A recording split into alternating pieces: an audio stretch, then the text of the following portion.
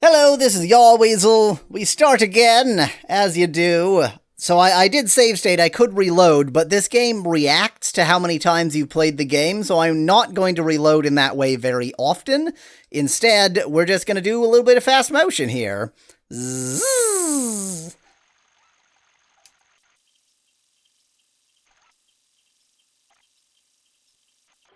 Actually, let's see if we can deal with this cat situation a bit less stupidly. Oh no, not feral cats. So let's just immediately attack. Let's just jump them.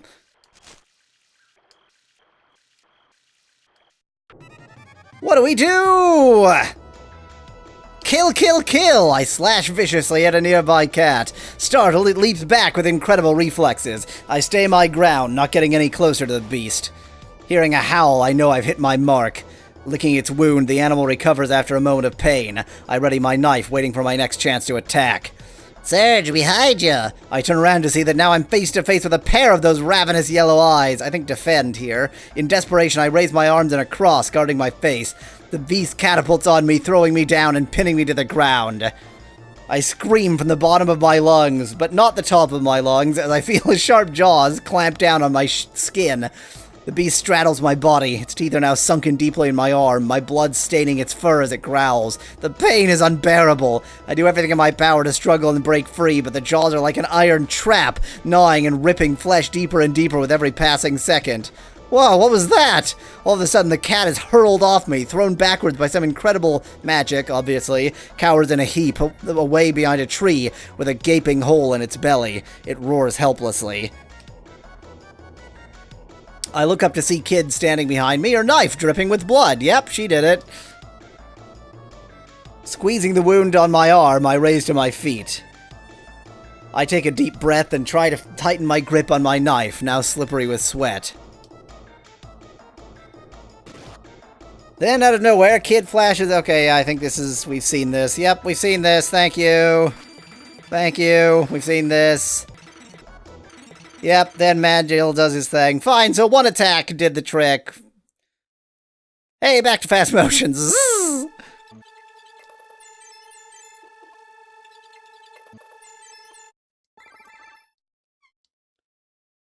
Okay, this is new. Suddenly, Kid comes to a stop.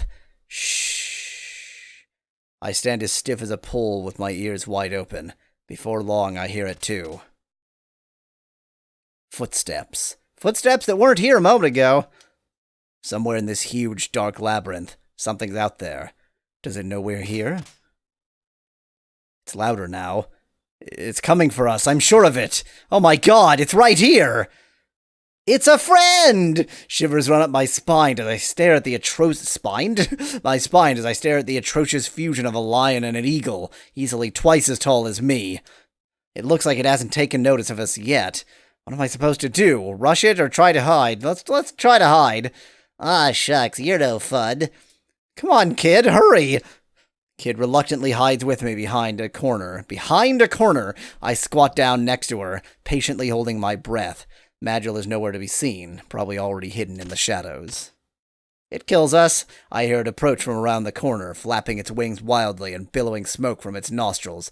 I can feel its immense body heat as it slowly draws closer and closer. Suddenly, it stops moving. Something's not right. It knows we're here. It raises its head and surveys the area. Oh no, we've been discovered! As its eyes become fixed directly on me, it stretches its wings out, readying itself for an attack. The griffin lets out a blood-curdling screech. All I can do is stare at it in fear, unable to move a muscle. Before I can even unsheath my knife, it starts to flap its wings viciously, conjuring a tremendous gust of wind. I'm knocked clear off my feet, banging my head up against a wall. Serge, you okay? My body aches from head to toe. I struggle to ignore the pain as I hastily get back up. I bend down to grab my knife. As I stand back up with it in my hand, I suddenly realize the griffin has already cornered me off. It stands no less than a few feet in front of me, its enraged red eyes glowing like ember. What am I gonna do now? Jump out of the way, ram it, or hit the deck? Hit the deck! The griffin's wings flare up, coming at me for a swatting attack. The moment I duck down low, I see its wings graze the air just inches above my head. That was a close call. I quickly get up and ready myself for what's next. Trying to break free of that ferocious, visceral gaze, I remember the knife I'm holding and grip it tight. Kill him! Quickly switching my knife to a backhand grip, I swing at the griffin's neck with all my rage. The griffin writhes in pain as blood starts trickling down its neck. That seems like the right decision. All right, a weak spot. Twitching in pain, the griffin tries to get back up. Kid steps over to it with my knife in hand. How did she get it? Ready to finish the job. Don't move, Serge, I hear Kid shout. Suddenly she vaults over my shoulders from behind. Ha! All right, she's landed a powerful jump kick on the side of the griffin's neck. Its head snaps backwards, letting loose a terrifying howl. The griffin starts to slowly move in on me, one step at a time. Then, suddenly, it stops. With a blank look in its eyes, it stumbles a bit, and then comes crashing to the ground with a huge thud. Hey! I defeated the griffin, first try. Whew. You okay, mate? Yeah, I'm not bad. Everything's fine. I've got some bruises here and there, but nothing too serious. You? Are you kidding? I kicked that thing's arse so bad it didn't even have time to say its prayers. Yeah, we did pretty good back there, didn't we? You got a thing or two to learn, but you're getting there, mate. Kid's mischievous eyes sparkle as I glance at her for a moment in the dim moonlight. I set off down the corridor with her, ready for what's next. Am I ready for what's next? Oh, okay, we're back on track again. So I actually am going to go through the same archway. I'm just going to take a different escape mechanism. I like to try to stick with the same path and sort of vary as late as possible, because that just makes it it makes it easier to sort of cover everything. Yep, fine. Yep, great. Yep, fine. Yep, water's filling the area. Yep, great, thank you.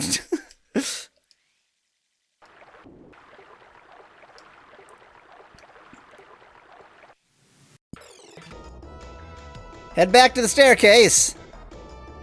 Come on, we're outnumbered by fish. Splashing through the water, we turn back, heading for the passageway from where we came. However, a few of them manage to sink their teeth into me before I can get away. Okay, this looks... Okay, nope, I kick off the last remaining few as I bolt out of this vile room. So that's probably not the correct solution to that problem, but it did solve something. Phew, what a close call. That rat bastard. Wait, that was me. Whew, what a close call. That rat bastard. Whatever trick he's got up his sleeves, it won't stop us for long. We're coming for you, Lynx. While resting on a wall to tend my wounds, I look up and notice something out of the ordinary. Hey, was this here before? Carved into the wall, a large marble sculpture of an intimidating face stares down at us coldly. It looks as though it's been sculpted by a fine artisan. It's very detailed. Hyphen. Its features are beautifully etched and barely eroded. It's a mouth of... Oh, it's a mouth of truth, Magil says. A what? A mouth of truth. The legend is that if you're given to lying, a mouth of truth will know it if you put your hands into its mouth. What a hard idea, Kid says, rolling her eyes. Let's see you do it, I say. Kid looks up worried, but seeing Magil behind her, feels a resolve and tentatively puts her hands into the mouth. Both? However, after a few seconds, nothing seems to be happening. Hey, what do you know? Guess I passed the test. Test? That can't be all there is to it. Ah, I know. Kid, how many pounds do you weigh? How much do you weigh, and specifically tell me in pounds? Don't give me this kilograms crap. 104. Kid suddenly takes on a worried look, but before she can remember her hands, the marble set of teeth clamps down onto her wrists. Hey, you stupid face, what's going on? The white marble teeth gnaw from side to side, becoming stained with red. Damn it, let me go! Magil calmly offers an explanation from behind us. Without saying something truthful to the best of one's ability, a mouth of truth will never let go. Not hearing him at all, Kid kicks the stone face in a fit of anger. Let me go, you stupid face. I swear I'm gonna knock your teeth in. Kid dies. Then, as swiftly as it closed, the mouth opens because she swore she was gonna knock its teeth in. I crouch down to Kid, who's kneeling on the floor, rubbing her wrists. Wow, I guess you weren't lying about knocking its teeth in. Course not, mate. I showed him good, bloody stoned face. Well, that was a completely pointless exercise. You didn't put anything inside the mouth, did you, kid? Oh, no, you didn't put anything inside the cat mouth, did you, kid? Magil asks. What are you talking about? No! I walk over beside Magil and peer into the mouth. There, behind its teeth, is a large pink tongue. I think there's some sort of an indentation in it, but I can't be sure. It's really far back in there. Maybe it wants us to put something on its tongue. Maybe that's the real test. Kid begins to take out her things. From in her pockets, under her shoes, and out of her hair, she gathers all sorts of personal effects. She stretches the pile of trinkets held in her hands out to me, smiling innocently. Guess it's my turn to face the test. As long as Kid's safe, I'm happy, I suppose. Wondering what the Mouth of Truth could possibly want, I reach out for one of her accessories. Mirror, file, centipede. Yeah, she just carries a centipede with her. Maybe he just wants food, special raisins. Try using a huge... She was just carrying a huge explosion with her? Just had one of those in her pocket? I've got this huge explosion, we could use that. I mean, raisins. I take some of Kid's special raisins. They're not normal raisins, they're special raisins out of their cloth bag and place them in the giant mouth. Munch, munch. Seems to be eating them. Hey, stop, you dumb rockhead. Those are emergency rations. Or raisins. Kid snatches the pouch back from me. Looking at the single morsel I have left in my hand, I find myself wondering what these so-called emergency rations taste like. Tasty. Serge, now you're eating them too? I'm not gonna have any left for real emergencies, Kid says, staring at me angrily. Yeah, right, I say to myself. I've never seen her offer any of them to me when I needed them. I guess raisins are pretty good emergency rations, you know, so long as you've got water, too. I kind of like the idea of the centipede. That's the only other thing I'm going to try. It's possible that we need something else. The silver mirror? Let's try the centipede. A centipede? You were carrying around a centipede with you this entire time? Perhaps it's a pet. It's only a toy, silly. Oh, okay. But still. It's for scaring fools like you, and see, it worked. Boy, the things I'm learning about Kid these days. Anyhow, I take the rubber centipede and place it into the Mouth of Truth's mouth. Damn it, it's too slippery. I accidentally drop it down its throat. Serge, why do you keep losing my stuff? I can still reach it, I think. Didn't go that far down, I say, putting my whole arm inside. Goosebumps run up and down my body as I realize this thing could bite off my entire arm right now. Hold on. Go on, Serge, just a little more. Aha! Got it! I hope this thing is important to you.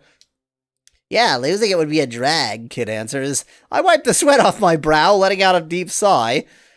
Well, that didn't seem to work either. What else do you have? We could be here all night at this rate. Yeah, I think, all of them, there's like some almost logic to it, but I'm gonna give up for now. Let's go on to something else. Bewildered, I tell Kid to put her stuff away. Something gives me the feeling that none of these things are what it wants. There has to be something in the mansion that fits. We probably just haven't found it yet. We've got to keep our eyes peeled.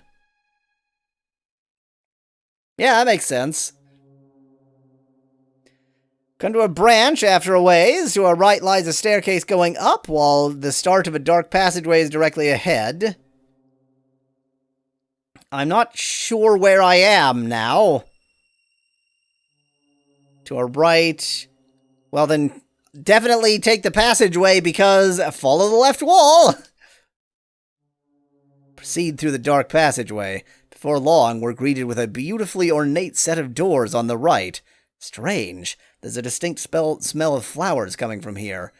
Well, it's on the right, so through the passageway we go. Follow the left wall. After a while, the dark passageway ends at a polished, robust set of doors. Kid crinkles her nose in disgust. Something strange about this place. I don't feel right, mate. Probably just my imagination, though. Standing here in the cold darkness, Kid's hollow laugh does nothing but add to my fear. Okay, let's go inside. I'm terrified. Okay, onwards we go. These are apparently Lynx's quarters. No one seems to be here, however. We're right on top of you now, Lynx. Say your prayers, you bastard. Looking around, it's a very dilapidated room. Furniture is thrown about in all directions, and almost nothing matches. Taking a look at the room as a whole, there's no sense of harmony whatsoever. It's very suggestive of a chaotic mind. Okay, looks like we gotta search through this mess. I sift through a number of odd items adorning the room. There's a cluttered desk, a painting that's hanging unevenly on the far wall, and a picture on the side table, among other things. In one corner of the room stands a tall, curious object of some sort. A scarlet cloth has been placed over it, covering it up. It looks like a mirror. As I slowly reach my hand to uncover it, Magil suddenly says, "Please avoid reckless interference!" Taking his advice, I return my hand to my side. However, the cloth suddenly starts to fall off on its own. How convenient. It was a mirror. No wonder it looked like a mirror. I didn't touch it, I swear! What, did it just leap off all by itself? Kid asks, rolling her eyes. A large mirror has been uncovered. Fancifully decorated, it looks to be a high-priced arabesque antique. I got a bad feeling about this. Then all of a sudden, hi! The reflection of the Venus statue opens its eyes, staring at us through the mirror. Is there something you seek? The statue's reflection asks in a soft, womanly voice. The voice seems to be coming from the statue in front of me, but only the mirror's reflection seems to be moving. It can talk! It's a mirror of whispers, Magil says, examining it closely. What is it, though? I just said it's a mirror of whispers, you idiot! It's a looking glass that harbors a living spirit. The spirit is free to roam throughout nearby mirrors, able to see into our everyday lives. They're known to be quite wise. Is there anything you wish to ask? Wow, a million questions come to mind. How about I ask where to get the treasure we're seeking, like a sensible person might do? Fair. Who is saying very well? Is it her? Very well. The reflection of the statue begins to ripple a little. Gradually, the mirror fades into darkness. However, after a minute or two, nothing materializes. What could this mean? Worthless piece of junk. Come on, let's get back to work, Kid says, flexing her quick temper. You know, you need to flex it occasionally. We resume our search, disregarding the mirror.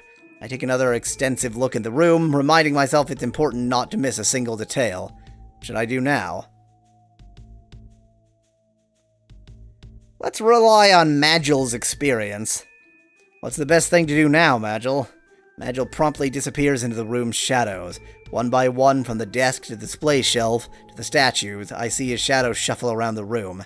Before long, Magil materializes from behind the desk with something in his hand. Something was dropped here! It's a few small envelopes. Opening them, we find a map of 3 copper coins and other recently unsent mail. Ooh, I'm gonna put the copper coins in the mouth. Worthless bastard, where's all your good stuff? Kid grumbles. I need to wait for any quotes to finish so I know who's saying them. I am just immediately going to put that in the mouth. I found some coins. I know the story of Karen. I'm gonna put them in the mouth. I should go through this door because follow the left wall, but I'm gonna go back to that, go back to the mouth. Technically, I haven't read exactly this, but, oh, wait. Wait, what? Can I only see... What? Where did the mouth of truth go? Do I have to go via the archway and back again? Are you serious? There's no way in hell I'm going back there to be eaten alive. Yeah, losing a leg or two wouldn't do a thing for your girlish figure. Having stopped before the atrium, we once again turn to the ominous mouth of truth. So that's the only way to get to the mouth. That's weird. Me again? Okay, yep, fine. Coins. Oh, I don't have the coin. What? This game is weird. I kind of want to try the mirror. There's something about truth in a mirror. I take the small silver mirror into my hands and place it into the huge marble mouth. Well, no sign of tooth decay here. The mouth doesn't budge an inch. Whatever's supposed to happen isn't happening. Kid takes the mirror from me and fixes her hair a little. Oh man, she looks so cute when she does that. We should test others before we stop, Magil advises. I mean, I could just go one by one, but... take the file and place it in the marmoreal mouth of the truth. Doesn't seem to fit the tongue, but then... damn it. Oh, this happened again. What do you have to go and do that for? Nail files don't grow on trees, Serge. Don't you know how important one of those things is to a lady? Whoa, so now I see your true colors. What was that for, I ask, reeling back from her slap. That's the last of my things you'll be getting your hands on. Come on, kid, it won't happen again, I promise. All right, I guess, Kid says, showing me the rest of her trinkets. I'm only doing this for the flame. Oh, did we just actually lose it? It's just gone now? Oh, no. Okay, I guess I must have gotten it back somehow. I mean, I can just try everything. Oh, wait! Fishing line actually makes sense. What if we fished something out from the throat? I take the thin silk thread into my hand and hang it down the huge marble mouth. That's a silk fishing line taken from a royal silkworm. Be careful with it. I can feel it hook onto something as the thread gives a bit of a tug. Looking in, it appears to be some sort of paper. All right, we're on to something for sure, a kid says, trying to look inside. She tilts her head forward, trying to see in better, and then it bites off her head. Then the mouth of truth stretches out its tongue. What the heck? Where the tongue licked us, we start to feel a warmth, which gradually spreads over our bodies. Whoa, we're being healed! I didn't even know we had hit points! Leaning against the wall, Magil somberly asks us, "What now?" Well, wait, did I not get the paper? Get the paper, you idiot! What?